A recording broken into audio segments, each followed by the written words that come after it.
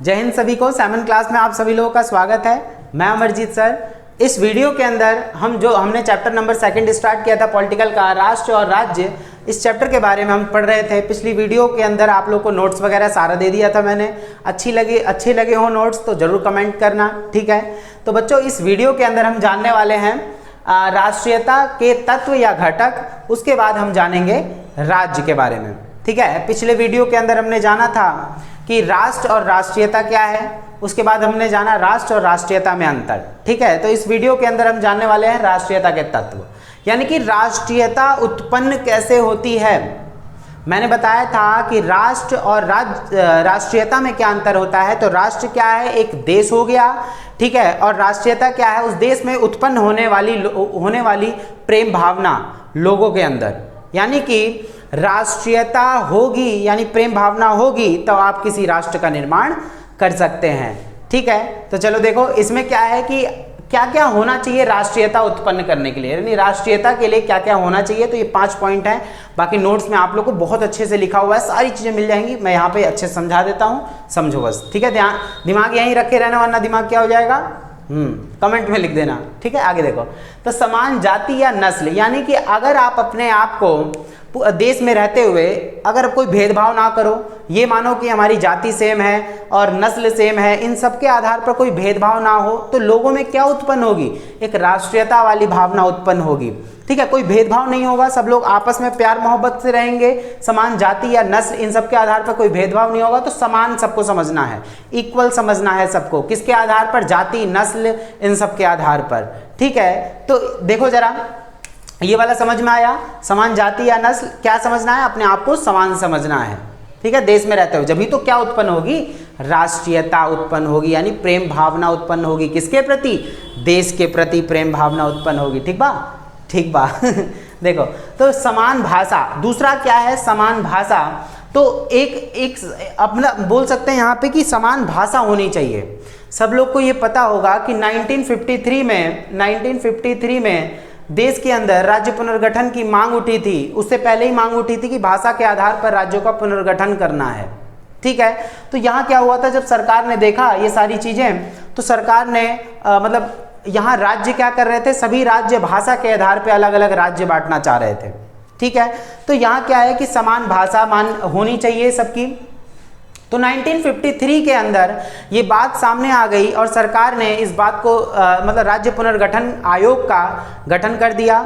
उसके बाद 1955 में, ठीक है, इसके 2 साल बाद ही इस पे सोच विचार हुआ खूब ज़्यादा, और ये तय कर दिया गया कि हाँ भाई, ये तो ठीक ही रहेगा कि लड़ाई ना हो राज्यों के अंदर और सबको बराबर जो है अधिकार दे दिया जाए। सभी राज्यों को अपनी भाषा के आधार पर उनका पुनर्गठन कर दिया गया, ठीक है। ये बात सबको पता होगी, नहीं पता तो आप लोग जान लेना अच्छे से, ठीक है, मैंने बता दिया है। तो वही चीज़ है समान भाषा। अगर आपके अंदर कोई भी भेदभाव वाली भावना ना हो कि आप अपने भाषा को लेकर अलग जा रहे हो, नहीं मेरी भाषा ज़्यादा अच्छी है, ये अच्छी है, वो अच्छी है, तो ऐसा कुछ भी नहीं है। समान भाषा होनी चाहिए, ठीक है। तो वही क्या होगी, राष्ट्रीयता की भावना उत्पन्न होगी। मान के चलो सबकी भाषा समान है, ठीक है, और मतलब सब इक्वल समझ रहे हैं अपने आप को, कोई भेदभाव नहीं है भाषा को लेकर, तो वहाँ क्या होगा कि एक तरीके से राष्ट्रीयता वाली भावना उत्पन्न हो जाएगी, ठीक है। तो समान भाषा होनी चाहिए। भौगोलिक एकता, भौगोलिक एकता में क्या बताना है आप लोग को कि एक तरीके से आप जिस देश में रह रहे हैं, आप उस देश को बांटो मत, खंडित मत करो उसको कि मैं इस राज्य का हूँ, इस राज्य का हूँ, इस राज्य का हूँ, ऐसा कुछ भी नहीं, मत करो, ठीक है। तो आपको सिंपली क्या बोलना है कि मैं एक भारतीय हूँ, ठीक है। तो भौगोलिक एकता भी होनी चाहिए कि आप एक चीज पर अडिग रहें, एक चीज पर डट के रहें कि मैं क्या हूँ, भारतीय हूँ, ना ही किसी मतलब किसी राज्य के नाम पर और इस नाम पर आप अपने आप को अलग समझ रहे हो। नहीं, आपको क्या मानना है कि सभी जो है भौगोलिक एकता के अंदर क्या आता है कि आप अपने आप को समान माने। जब आप अपने आप को समान मानेंगे, इक्वल मानेंगे सबके, तो देश क्या होगा, देश अपने आप आगे बढ़ेगा और राष्ट्रीयता की भावना वहाँ पे उत्पन्न होने लग जाएगी। देश टूटेगा नहीं, ठीक है, खंडित नहीं होगा देश बचा रहेगा, अच्छे से चलेगा देश, ठीक है। तो भौगोलिक एकता, इनके बारे में ज़्यादा जानना है और अच्छे से, तो नोट्स में मैंने सारी चीज़ें लिख रखी हैं बच्चों, वीडियो के एंड में देख लेना, ठीक है। खुश रहो सब। तो समान धर्म, यहाँ पे क्या है, धर्म को लेकर बहुत ज़्यादा भेदभाव रहता है, ठीक है, देश के अंदर कि ये धर्म ऊपर है, ये धर्म नीचे, तो ऐसा कुछ भी नहीं होना चाहिए।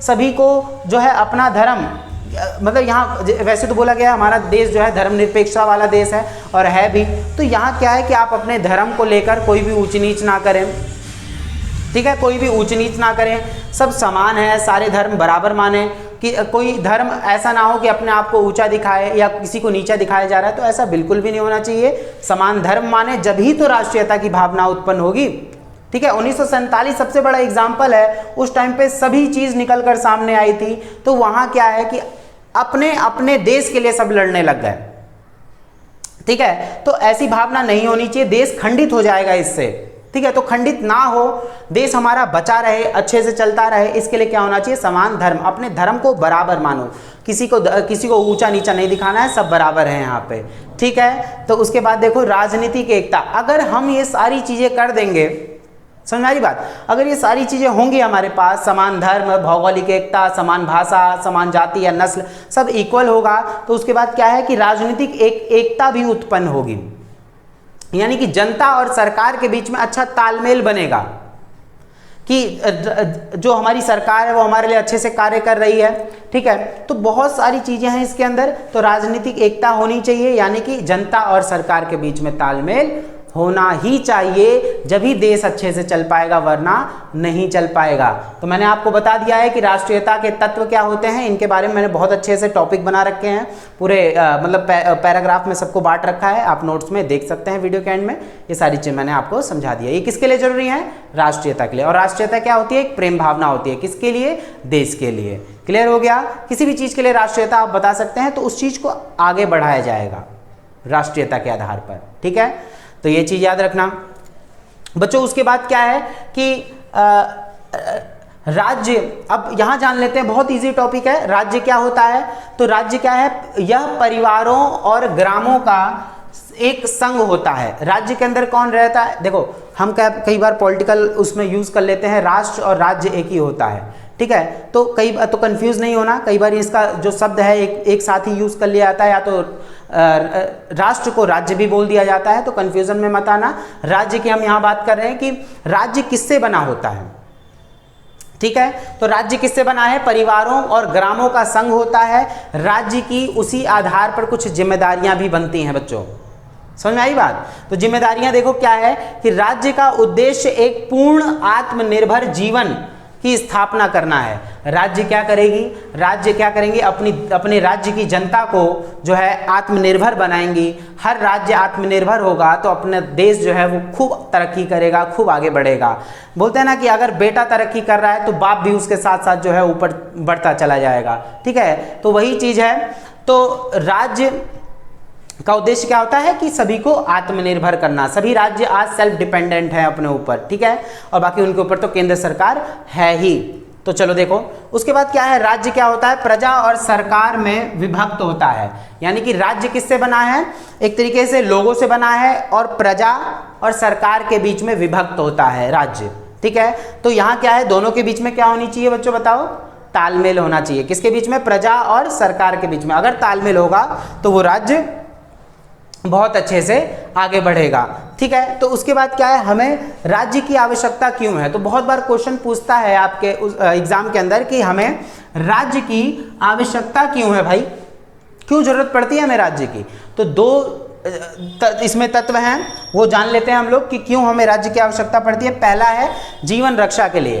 तो सिंपल सी बात है, आपने देखा होगा कि राज्य के अलग विषय हैं, केंद्र के अलग विषय होते हैं, जिसे राज्य सूची और केंद्र सूची के नाम से जाना जाता है। और दोनों जिसमें दोनों मिक्स हो वो समवर्ती सूची होता है। आने वाले चैप्टरों में अच्छे से बता दूंगा। तो यहाँ क्या है, राज्य का पहला कार्य क्या होगा, जीवन रक्षा का। यानी कि जिस नेता को या जिस भी लीडर को हम अपने लिए चुन रहे हैं, अपने विकास के लिए चुन रहे हैं, तो हमारी जीवन की रक्षा भी करें। वो ऐसे नियम कायदे कानून बनाए जिससे कि हमारी रक्षा हो सके। यानी कि इसका पहला कार्य होगा जीवन रक्षा का, ठीक है। जब भी तो आपने देखा होगा बॉर्डर पर पुलिस तैनात रहती है, देश के बॉर्डर पर जो है हमारी सेना तैनात रहती है, ठीक है ना। तो वो हमारे जीवन की रक्षा करेंगे। तो पहला समझ में आ गया। उसके बाद है अच्छा जीवन के लिए, यानी कि हमें सारी सुख सुविधाएं देगी राज्य। राज्य सरकार क्या करती है, हम अपने लीडर को क्यों चुनते हैं, अपने राज्य के लिए एक सीएम क्यों चुनते हैं, ताकि वो सीएम क्या कर सके, हमारे लिए अच्छा कार्य कर सके। हमारे राज्य के अंदर स्कूल, कॉलेज, हॉस्पिटल और लाइब्रेरी, मतलब जो जितनी भी नीडेड चीज़ें हैं हमारे लिए, वो सारी चीज़ें हमको उपलब्ध करवा कर दे सकें। इसलिए हम क्या करते हैं, राज्य का निर्माण करते हैं। तो राज्य किससे मिलकर बना होता है, फिर आ रही है मक्खी।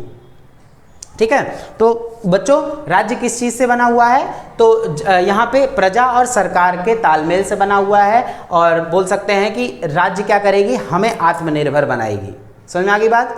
चलो देखो, तो यही चीज़ है। इसके बाद एक छोटी सी लाइन लिख रखी है, राज्य अपने तत्वों के बिना अधूरा है। तो तत्व किस में मिलेगा, नेक्स्ट पार्ट में। तो उसके लिए देखो, वेट करो, नेक्स्ट पार्ट में आपको राज्य के तत्व मिल जाएंगे। मैंने पहले भी बता रखा था, पहले वाले चैप्टर में भी, कि राज्य के आवश्यक तत्वों के बारे में बताओ, 4 आवश्यक तत्व अगले पार्ट में पढ़ेंगे। अभी बता दूंगा तो मजाक किरकिरा हो जाएगा। ठीक है, तो हमने बच्चों देखो 2 टॉपिक जान लिए। राष्ट्रीयता के लिए क्या जरूरी है, यानी कि ये सारी चीजें होंगी हमारे अंदर, तो राष्ट्रीयता उत्पन्न होगी और देश का निर्माण होगा। उसके बाद हमने जाना कि राज्य क्या है, राज्य के कुछ काम जान लिए, 2 काम जाने। ठीक है, तो जीवन रक्षा का काम, अच्छा जीवन बनाने के लिए। क्लियर है सबको, बहुत अच्छे से समझा दिया मैंने। ठीक है, और मेहनत करो, आगे बढ़ते रहो, प्यार दो अपना साइमन क्लास को, मुझे भी अपना प्यार दो, जिससे कि और आगे बढ़ते रहें हम लोग, और आप लोगों को आगे लेकर जाते रहें। ठीक है, ढोंग नहीं करना है। ठीक है, पढ़ाई है तो सीरियसली लो इसको। ठीक है, मैं पढ़ा रहा हूँ अच्छे से, तो आप लोग को भी पढ़ना है अच्छे से। ठीक है, ढोंग नहीं करना है, टाइम पास नहीं करना है। टाइम पास करोगे तो लाइफ तुम्हारे साथ टाइम पास कर जाएगी, सोचने विचारने का टाइम नहीं मिलेगा फिर बाद में। ठीक है, तो मेहनत करते रहो, आगे बढ़ते रहो मेरे साथ, साइमन क्लास के साथ। ठीक है, तो चलो देखते हैं अगले पार्ट में, देखते हैं इसका अगला टॉपिक जो है वो क्लियर कर लेंगे हम लोग। ठीक है, धन्यवाद।